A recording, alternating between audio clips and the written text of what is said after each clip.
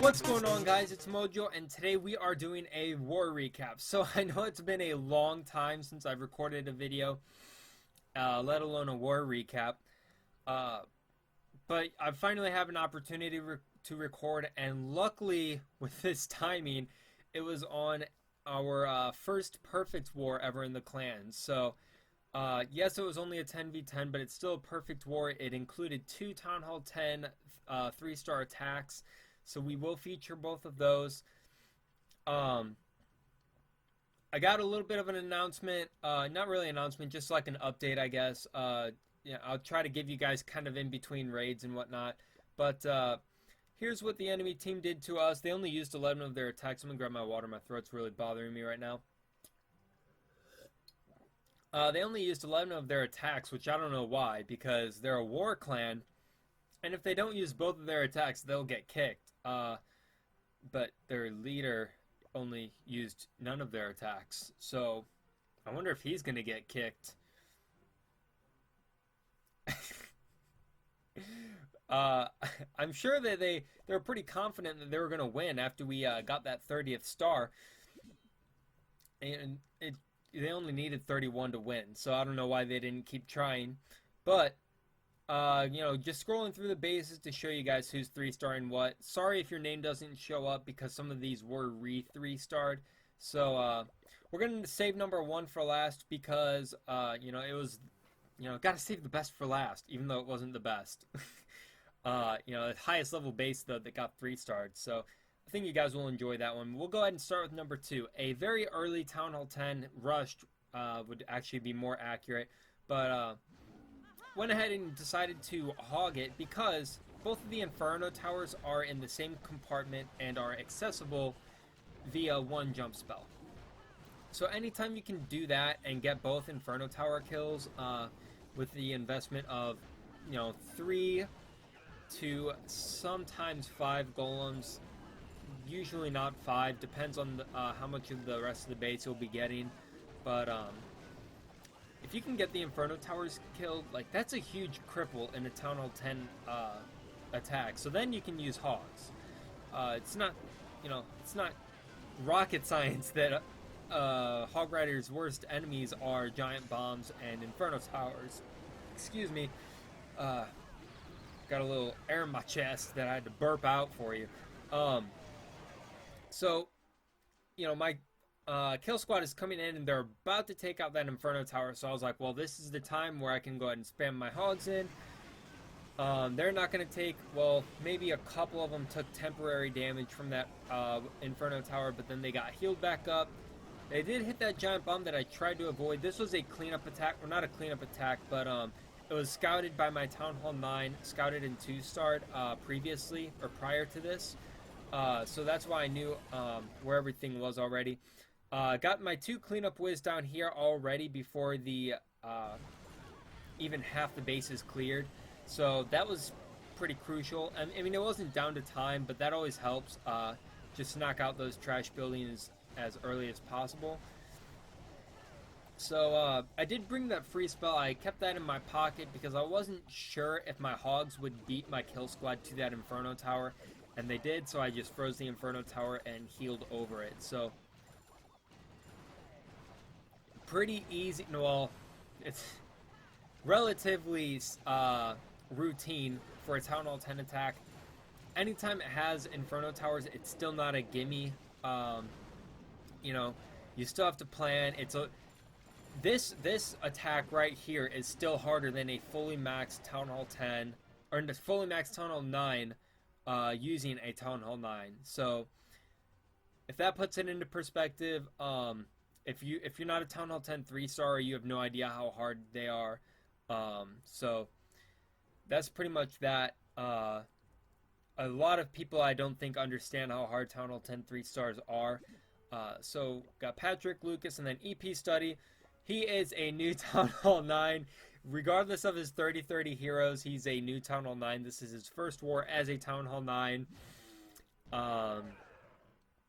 He got like a bonus from work or something and decided to go ahead and have a little fun in this game, because he's only had this game installed into his iPad for a little over a month. So you guys will see here, this is super evident, like how much work he puts in outside of the game to further his knowledge of the game. Someone who's been playing this game for a month does not like clearly know that 1 giant and 3 hogs is just like the right investment for that cannon and giant bomb. Now regardless, I was helping him plan a little bit, but he was like, do you think giant 3 hogs there will do it? And I'm like, yeah, that's what I would do. So here he uses a little bit of a MOJoe trick. Use a healer as an anchor and then drop your archer queen. He dropped the archer queen in the wrong spot, but then you would drop your archer queen between the healer and the clan castle troops, and the healer will anchor, and she will heal up your archer queen a little bit while she takes some damage from the enemy clan castle troops. And then that poison spell is kind of misplaced, but if he would have put his archer queen over here on the right side of the barracks, then it would have been effective on the clan castle troops. So it was really just his archer queen placement there.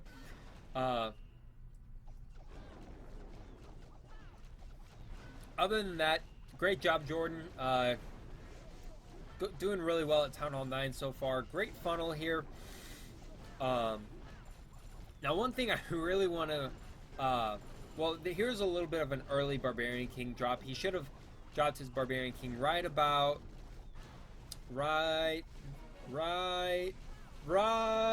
now. That's about when he should have dropped his Barbarian King. A lot of people are dropping them way too early. You don't want him to tank unnecessary damage. You want him to go in there and crap on the enemy archer queen. But real quick, I do want to discuss his investment choice. He only brings 1 golem. Now granted, he has the 30-30 heroes and they can take a lot of damage too, but if you noticed, his archer queen was going in with like minuscule health because he simply placed her on the wrong side of the builder hut. And then his Barbarian King was placed early, so he took a lot of unnecessary damage. So if he brought in 1 golem, if you would have done this same exact raid with the Archer Queen placed correctly and the Barbarian King held onto, you would have gotten the same exact portion of the base taken out with like combined level 20 or 25 heroes. A lot of people are over-investing their golems so that they can make more mistakes with their kill squad. So that's one thing we're struggling with here in the clan, is a lot of people are bringing extra golems, extra witches for their kill squad so that they can not have to delay their Barbarian King or like not have to funnel as much or something. So you know, investing an extra golem or like 4 witches into your kill squad where you could get the same thing out of like 48 less camp space, that's not a good idea. So Jordan does this raid very efficiently. It does come down to the wire. I think there was only like 2 seconds left, but it was still a solid raid, and you know, got the job done. So Jordan, we're very happy to have you as a Town Hall 9. Great raid, man. Keep it up. Now we're going to go to number 9. Yeah. So this is a Town Hall 9 technically, but it really, I think the only thing that it has extra is that level 1 air defense. So one of our Town Hall 8s, Nate, who is new to the clan, was like, yeah, I can definitely go ahead and just 3-star this guy for you guys. So this is a fresh hit, no scout or anything, and you'll be able to tell because of the giant bombs that appear. Almost ended the raid very early. Solid CC kill. The couple of random buildings on the outside here did mess with his barbs. Whoops, sorry. Fast forwarded through that on accident. But he had a giant bomb outside his walls there, and he'll have another one coming in right by the CC hogs, and boom. But great job healing reactively, not too quickly because his hogs were still doing fine on health. They weren't taking any damage. And right now he's going to drop that blast heal. only critique I have for you, Nate, you know, maybe check for some random giant bombs in these really stupid bases. They often have those outside giant bombs. But other than that, the main critique would be get this king swap done at the very first touch of the screen. There's no reason that you should let a barbarian king live through a raid when he's that accessible and you can just use your level 8 king to trade for his level 10.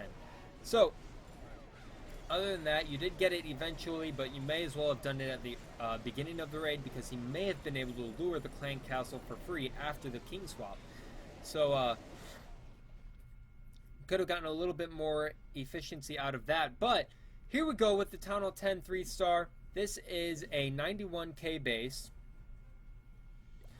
Maxed Inferno Towers, maxed Expos, maxed Wizard Towers, not maxed Air Defense, which was the big flaw. But at the end of the raid, you'll see that I had a 90% health, full health, a Lava Hound with 90% of its health left at the very end. So, I think even if this was maxed Air Defense, I might have been able to 3-star him then. So, pretty convincing, and I'm relatively proud of this attack. Like, this is a really hard attack to do. I don't know if you guys are Town Hall 10 with high-level heroes that even have a chance to attempt these raids, but if you're not, you have no idea how hard they are.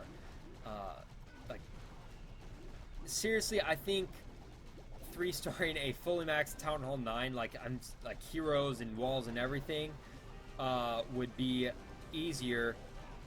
3-starring that with like level 10 heroes would be way easier than this attack. I mean, like, that's even with the Town Hall 9 having a really good anti-3-star design. Like, that's not even close to as hard as this attack. And I'm not saying that to, like, try to brag, because this is, like, the only one I've ever done.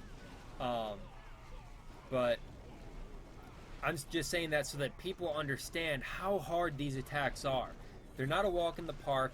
You need the kill squad to go perfectly, and even with the kill squad going well, there's also a little bit of a misconception that if you get an air defense or two and an Inferno Tower with 2 golems in your heroes, it's GG no matter what.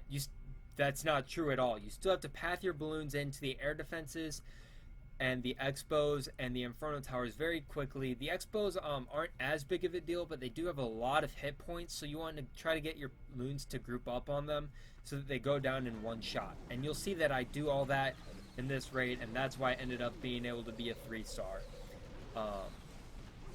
Haste spell on that Archer Tower, maybe not the best placement, but it did speed them back into the that Archer Tower and then also the air defense. But you'll see here, they meet up with this air defense, take it out, and then they rage and take out that Inferno Tower and Expo all in one shot. So that's what I'm talking about. I only have 16 balloons in this attack, but that's enough. If your Hound deployment is good and your balloon pathing is good, you don't need 20 balloons like a lot of people like to bring in these Town Hall 10 GoLaLoon attacks. So it's also a little bit base dependent. Obviously, everything in Hardcore War is a little bit base dependent, but a lot of times less balloons can often be more if it means that you're going to gain an extra Lava Hound for it, or maybe some Funnel Whiz, or even clean up minions. So that is that. That's going to wrap up the video. Town Hall 10 3-starring is extremely difficult, but it's really fun. If you're really into the game and you're close to a max Town Hall 9 and you really think that you are able to put in hours and hours every day of studying and watching replays and practicing in matchmaking, Town Hall 10 is for you. It's a lot more fun than Town Hall 9, but it's a hell of a lot more work. So anyway, guys, that's going to be the end of the video. I hope you guys enjoyed this perfect war. 30 out of 30 stars. You can't really ask for anything better, especially since we had a lot of 3 stars, and my Town Hall 9 got to 2-star, both of their Town Hall 10s, because all the Town Hall 9s were already 3-starred. So that meant I got a Scout and a safe 2-star to work with on my Town Hall 10. But anyway, if you want to apply to our clan, make sure you check out the link in the description below, www.teamsanctioned.com. Otherwise, if you go to my channel and look at the channel art, there will be a link in the bottom right of the bottom right, because it's mirrored in my face cam, of the channel art. There will be Team Sanctioned website link. You just click on that, it'll take you there. You apply there. It says like do you want to join us, click here or something like that on the front page. Pretty easy, only takes a few minutes, and it's a good way to make sure we're only getting in serious people about war. Until we get a feeder clan, that's how we're gonna have to do it. But anyway, until next time, hope you guys enjoyed the video. Hope you have a great day, and peace out.